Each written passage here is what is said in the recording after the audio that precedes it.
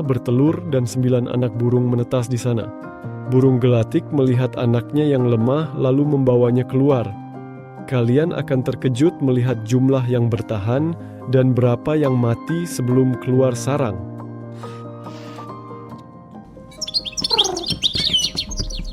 Pada pagi hari ke-7, saya melihat bulu-bulu kecil mulai tumbuh di sayap anak burung. Kulit mereka juga berubah menjadi lebih gelap.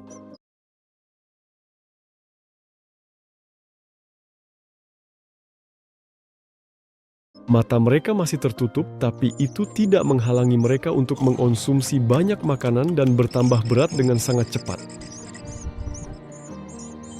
Setiap hari, induk burung terbang ke pohon cemara dan pohon lain mencari makanan untuk memberi makan anak-anak mereka yang lapar.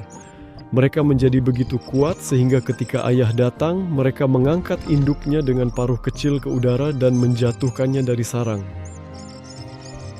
Namun, saat saya menonton rekaman ini, saya melihat seekor anak burung lain yang diam di bagian atas.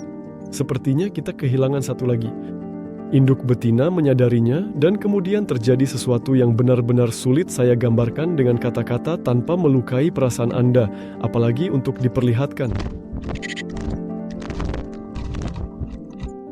Lalu 2 lalat memasuki rumah dan berdiri di dekat pintu. Saat itu, burung jantan datang. Karena ketakutan, mereka mulai terbang di dalam rumah sehingga menakuti induk betina dan juga burung jantan yang langsung terbang pergi. Di adegan berikutnya muncul benda seperti ini di dinding. Saya sendiri tidak mengerti apa itu dan bagaimana bisa ada di sana. Hari ke-8, anak burung makin besar dan bersembunyi di bawah lumut. Induk pun tak tahu berapa banyak anak yang tersisa di sana. Pada saat itu saya memutuskan untuk melakukan langkah yang saya bahas di video sebelumnya. Anak-anak burung sudah duduk rapat di dinding rumah dan di bawah mereka hanya ada papan kayu. Saya memilih saat induk burung pergi memakai sarung tangan agar tak berbau dan berbekal obeng memanjat ke sana. Cara tercepatnya yakni melepas dinding depan dan memindahkannya langsung ke sarang. Usai melepas dinding, saya segera memindahkan bayi-bayi itu dengan hati-hati.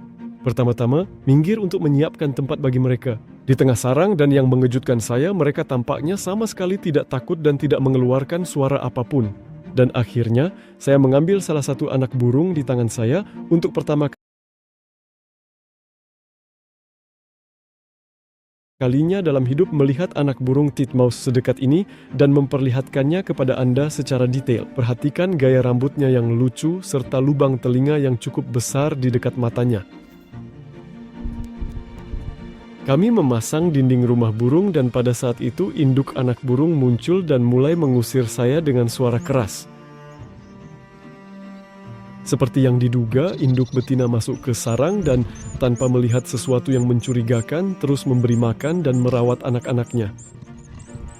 Anak-anak burung tidak takut memakan laba-laba besar karena mereka sangat lezat dan renyah.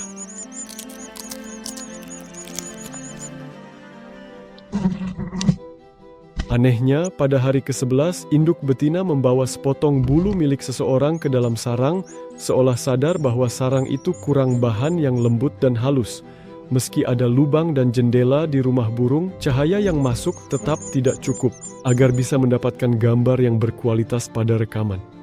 Lalu saya pun berpikir untuk memodifikasi rumah burung dan mengambil lampu LED yang dayanya berasal dari port USB.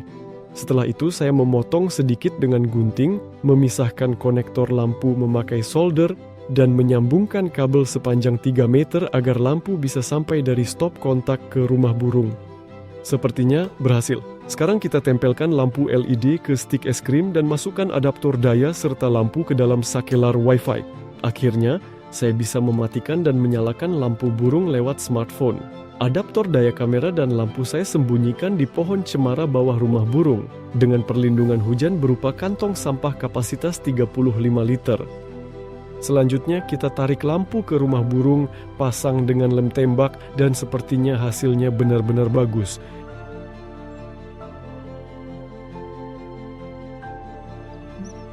Tapi muncul masalah. Di luar sudah gelap tapi di dalam rumah burung terang. Burung betina ingin keluar dari rumah, mengira jika di dalam terang, di luar pun masih siang. Namun saat menjulurkan kepalanya, ia melihat hari sudah malam dan tidak mengerti hal itu bisa terjadi. Seketika saya mematikan lampu dan mengatur timer agar lampu mati lebih awal. Anak-anak ayam itu hampir sepenuhnya tertutupi bulu yang juga sudah mulai tumbuh di ekor mereka. Seiring waktu, mereka menggali terowongan di bawah lumut dan muncul di sudut lain rumah itu. Meskipun sang betina tidak menyukai hal ini, karena bayi-bayinya berada di tempat yang berbeda dan karena itu dia tidak bisa menghangatkan mereka serentak.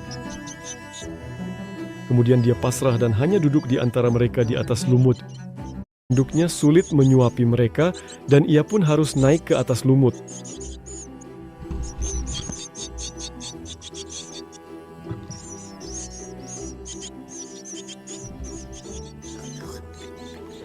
Beginilah penampilan latihan sayap pertama salah satu anak burung. Karena saat itu semakin dekat ketika mereka akan meninggalkan sarang. Pada suatu saat, burung gelatik membawa sehelai rambut panjang dari seekor hewan dan rambut itu ternyata masuk ke mulut anak burung. Saya sudah ingin membantunya, tapi sepertinya kumis lucu itu sama sekali tidak mengganggunya. Dan seiring waktu, entah bagaimana kumis itu benar-benar menghilang. I imagine a future where the sun will always be shining and everything is super colorful.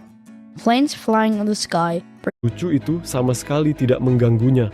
Dan seiring waktu, entah bagaimana kumis itu benar-benar menghilang.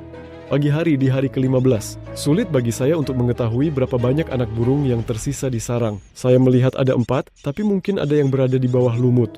Atau mungkin sesuatu telah terjadi dan kamera tidak menangkap momen itu. Induk betina sepertinya sedang mencari, apakah masih ada anak burung di bawah lumut. Sepertinya memang tidak ada siapa-siapa di sana.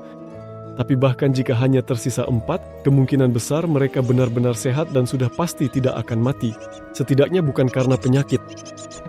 Meskipun anak-anak burung menetas hampir pada hari yang sama, salah satu dari mereka berkembang jauh lebih cepat daripada yang lain. Bandingkan ukuran dan bulunya dengan anak-anak burung lainnya. Mungkin hal ini karena 2 anak burung yang paling besar sering berusaha menempati posisi yang lebih tinggi di sarang dibandingkan anak-anak burung lainnya, sehingga mereka selalu mendapat lebih banyak makanan dan akibatnya tumbuh lebih cepat. Seringkali mereka benar-benar memanjat di atas anak-anak burung lain dan duduk di atas mereka. Sepertinya kita punya 2 anak burung yang kuat dan 2 yang lemah, tapi yang paling kuat tidak selalu bertahan hidup, karena kuat belum tentu cerdas. Dan sebentar lagi Anda akan membuktikannya sendiri. Keesokan paginya, saya tidak melihat induk burung di sarang selama beberapa jam. Sadar anak burung harus makan tiap jam, saya temukan ulat dan mencoba menyuapi mereka pakai pinset.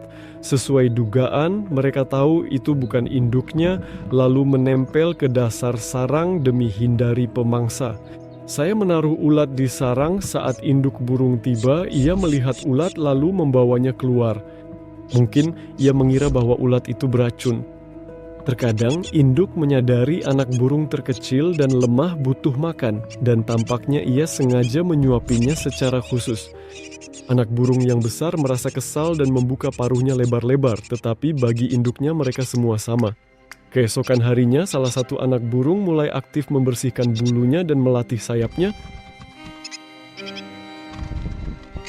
Setelah itu ia memanjat ke atas lumut dan melompat ke lubang masuk, mencengkeramnya dengan kakinya dan mengintip ke dalamnya. Hanya beberapa detik saja sudah cukup baginya untuk memahami bahwa di luar jendela itu ada dunia besar yang terbuka. Keesokan harinya ia kembali mengintip keluar jendela. Pada saat itu induknya datang dan sedikit terkejut melihatnya di ambang pintu. Anak burung itu didorong kembali ke dalam sarang. Karena meskipun mereka sangat mirip dengan burung dewasa, mereka sebenarnya belum benar-benar siap untuk terbang. Dan mungkin mereka akan mati jika di luar sarang. Lalu, anak burung itu bicara dengan saudaranya yang juga kuat. Mungkin mereka tidak suka terkurung di dalam. Berapa menit kemudian, salah satu dari mereka melompat ke lubang keluar.